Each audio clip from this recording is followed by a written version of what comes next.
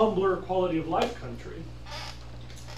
And I can't stress enough the importance of this statement. In the history of environmental science, this is a big deal. You should know that there are undertones in environmental science that are kind of ugly.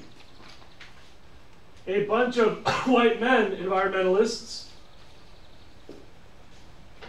looked around the world and said, oh my God, these Ecuadorians and Indians and other people of the wrong hemisphere are having too many babies.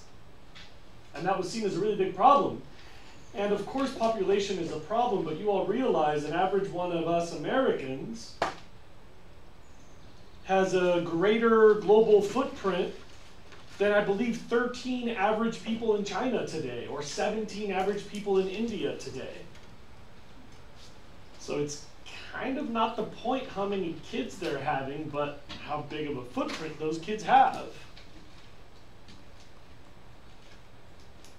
Yes? Well, because there's so many more people in China than there are in America, wouldn't it kind of be As a nation, China has now surpassed the United States for greenhouse gas emissions, for example. But per person, a Chinese person versus an American, that American is a much bigger percentage of global greenhouse gas than that person in China. You're right, there's different ways to measure this, right? So nation by nation is one way. But person by person, that slants a lot of impact toward us. So you're right, we might be neck and neck or so, roughly up to neck and neck as a national emissions, but if you spread that out over each individual human, it's almost 3 to 1 greenhouse gases for an American versus an average Chinese. Anybody else?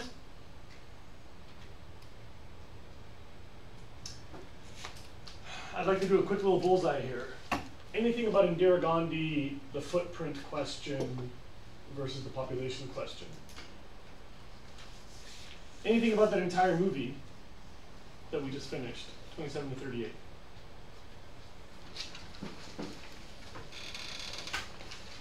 Then any questions or commentary about the outer part of this bullseye, about movies in my class, how this whole movie process goes?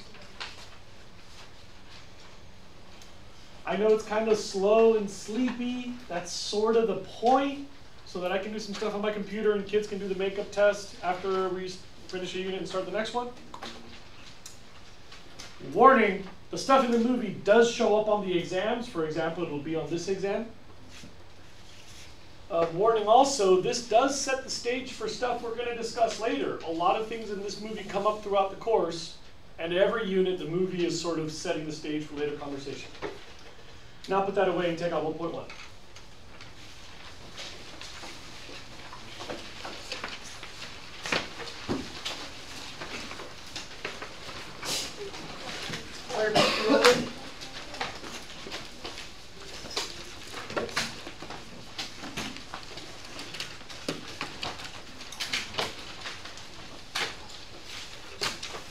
How many of you had heard about the Platform A oil spill in 1969?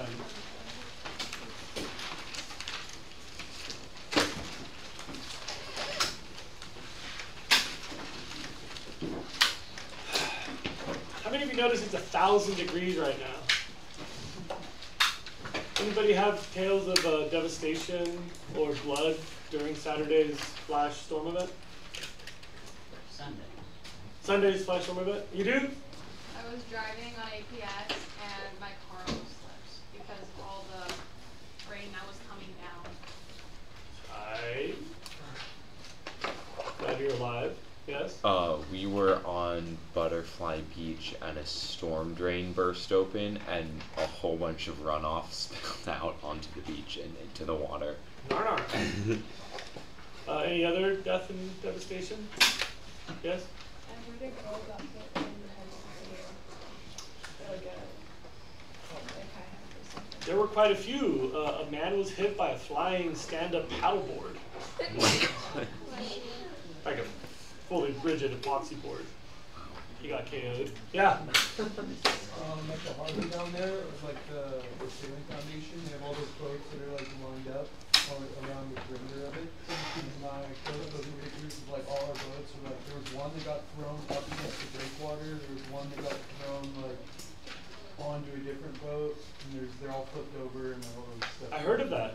numerous broken masts. When I got home Sunday night with your father and brother, on the other side of, like, on the other part of their alley of the harbor, there was a boat that had taken on a whole bunch of water and was, like, listing really badly. It's depressing. No more drama. Some kid in first period, their dog got stuck in the mud. Okay. Assignment 1.1 vocab questions. Can I help you with any vocabulary on assignment 1.1? You already did the assignment, you got stamped. Now comes the part where you ask me questions. Yeah? Do we have anything like larger than megacities to define cities by? Wow, I haven't heard of any term in common discussion. And I can point out that you'll find conflicting usage of the word megacity. Nowadays, we pretty much mean larger than 10 million. Notice that your definition might say 8. Because that was the old school definition. Now 8 is so casual that we've bumped it to 10 for the really mega ones. I don't know of anything like giga cities or whatever. What else? Cool, so check it out. We just 90-10 split a whole chapter's worth of vocabulary. Rather than me teach you stuff that you can get on your own, you do that so that we can talk about stuff that's more interesting. Like, study goal number 1, notice how many of our themes in this class reflect a global perspective with all people and discussions of values. This is starkly uncomfortable for people who would like to focus just on our own national interest. I'm not trying to be a jerk, that is important. But I'm trying to say that we can't talk about environmental science if we don't talk about all people and our values. So that's a slightly different perspective than you may have wanted me to discuss, but I don't know how to talk about the whole Earth and then ignore so many of its people. Yeah? I just had a question on one Fine. of the study goals. Yeah. About the rural versus urban people. Yeah. Wouldn't just the amount of waste that the urban people generate, which is like probably significantly more, wouldn't that in itself be enough to make urban worse? You mean in the footprint of urban people versus rural people? Yeah, because the book seemed to think that like the urban people it was like better because like energy conservation. There's two separate things. Theoretically, the efficiencies are possible for an urban environment. If everybody makes the same tonnage of pee and poo, for example, if those people are all in one place, it's easier to like pick it up and clean it than if it's all scattered around the shrubberies on the edges, right? So concentrating people gives us the opportunity to manage their waste better. So that's not what happens. But it just depends on which city you're talking about. In many parts of the world, urban life does not mean super well structured urban life. So you can have cities of the future that actually, because of that concentration, it's very easy to bring stuff in and take stuff out. Theoretical efficiencies are there. The practical outcomes are not. Look at number 2 really quick. You see that shape you drew? Watch me. Early humans, hunting, gathering, early agriculture, holy mackerel, agriculture, modern agricultural industrialization, and you know, like the 90s, the 2000s, the global development wave. We're tapering off the rate of population growth. Watch me. This is growth, this is growth, this is growth, but this is the most rapid growth. Does that make sense to everybody? The X over Y thing. So our rate of growth is flattening. And sometime in your lifetime, we suspect that human population growth will level out again. We can talk about this. I've got a whole unit. We'll talk about it for weeks. I just want to point out that we've already been through the period of the most rapid human growth on Earth, and we are leveling off probably in the next 40, 50 years-ish. Hard to predict the future, but that's what it looks like now. Bueller, questions about that?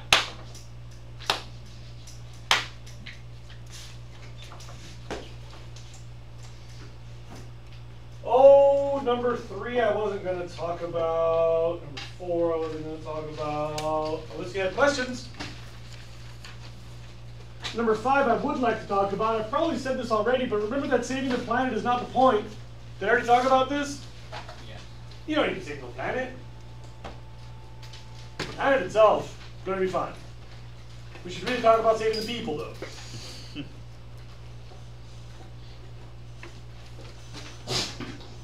Silence in the back.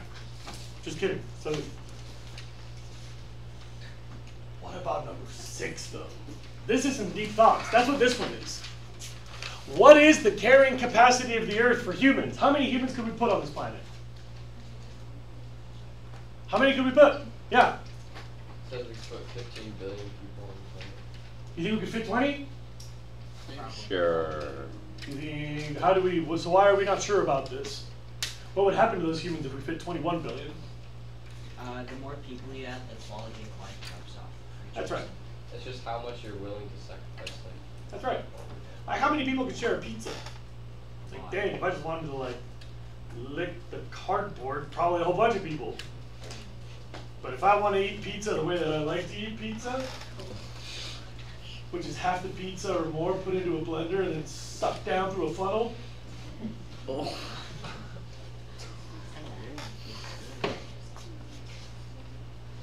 I can't really share with anybody. I like the whole pizza.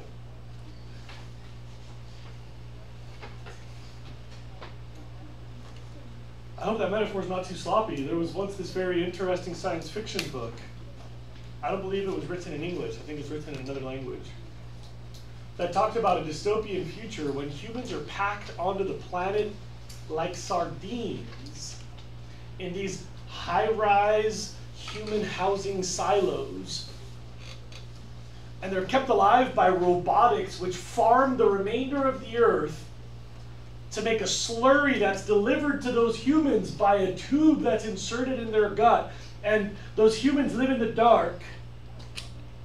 And they don't speak. And they don't move. They don't like do things. They just sit there. Imagine the visual. Humans just hacked in like sardines. Just like sucking the tube, and then the other tube takes the poop out. And that just gets ground up to make fertilizer, and the entire productive capacity of the Earth goes into one giant mechanical blender system that delivers it to all those humans. How many could we fit in that scenario? Probably a lot. The book said some crazy number. I don't remember it because it's a story I heard from someone else. isn't that just the Matrix? It is very much the Matrix, that's right. There's a scene like that in the Matrix, that's right.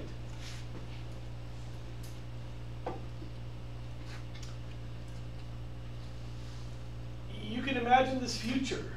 It's not a question of how many people we can take. Like, everybody always asks me, like, how much population growth is too much population growth? And I'm like, that's not really the question.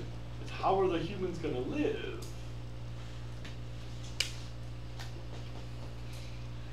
You all realize that the entire planet could not have a humanity like you and me. We already know that the planet doesn't have enough stuff to pass around our quality of life. It's like all of us, like, yeah, I'm pretty good with the way we divided this pizza, right? And then we look out the door and there's just like writhing masses of humanity and we're like, oh yeah, but I don't know, I'm pretty happy with my pizza. You like the, we're good, right? We just, thirds, cool, cool, thirds, tight. We're like, yeah, I don't know, this population growth is a big problem. Stuffing in the pizza.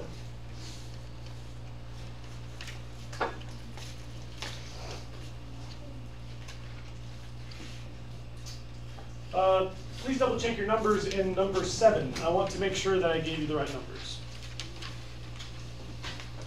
If you got this out of your book, great. If not, please raise your hand and I'll slow down.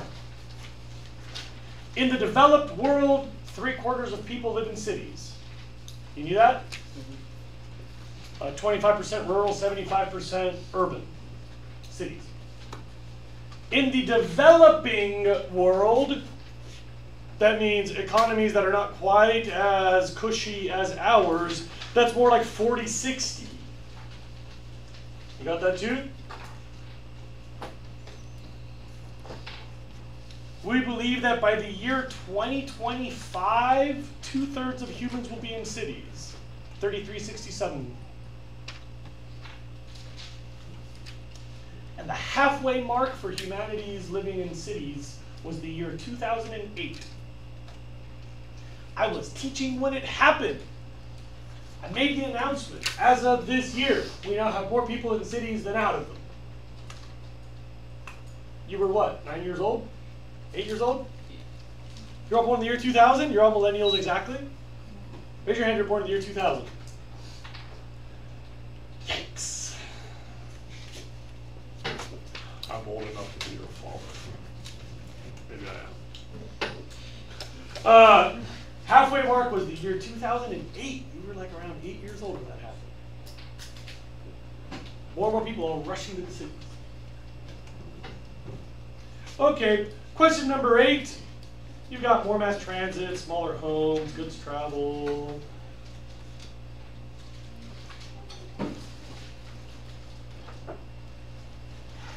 Hey, I challenge you to tell me what the precautionary principle would be for climate change.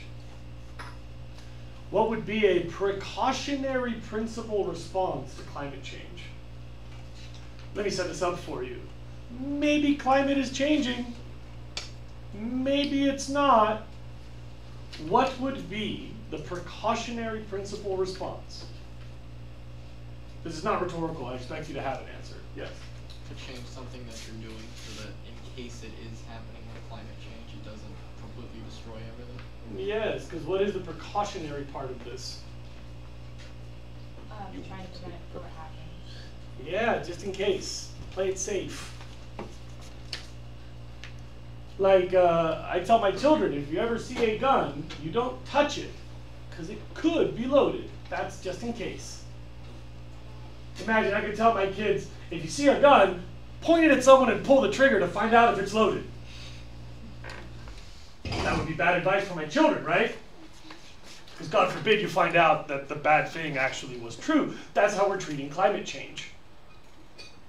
Let's keep on doing what might be wrecking the planet so we can find out if it's wrecking the planet. You all realize that we're not, as a global consensus, we're not playing it safe on climate change. You understand what I mean by that? We're all walking around with a gun that might be loaded.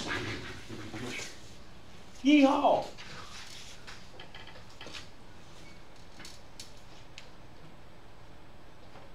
Those bullets tend to fall on poor people more, so that's kind of better for us with climate, isn't it? I don't have any food crises. My food never runs out. I have a fat dog. My food never runs out. Yes? Do you think there's a chance that the Earth may just be like heating just like it kind of cooled for the Ice Age and maybe it isn't related? Well, to answer your question the most literally, of course there is a chance, but tons of data have entirely ruled that out. So we understand those natural cycles about climate. And we're going to talk about climate later in the unit, so I'm not going to bore you now, I'll bore you later. But the short answer is that got checked off the possibilities list about 20 years before you were born. And since then, the data has become more and more compelling. As a matter of fact, natural climate cycles should be cooling the Earth right about now. We are in a, geologically speaking, cooling trend. So the fact that we are warming at the steepest rate ever known in the history of temperature on Earth can't be the natural stuff. It's got to be something else, like the humans part. Hey, and number 10. Was that our last one today? Yeah. Utilitarian, ecological, aesthetic, recreational, moral, and cultural. Let me see if we can bang this out. When does this period end? Just 2 minutes. Ooh, I think we're going to have to leave number 10 for tomorrow. please make sure that you make a little mark between the 9 and the 10. Yes? Really quick question, what are the extra credit slips? So we have to fill out extra credit slips. Thank you for asking. Anybody see a large jar with Right here?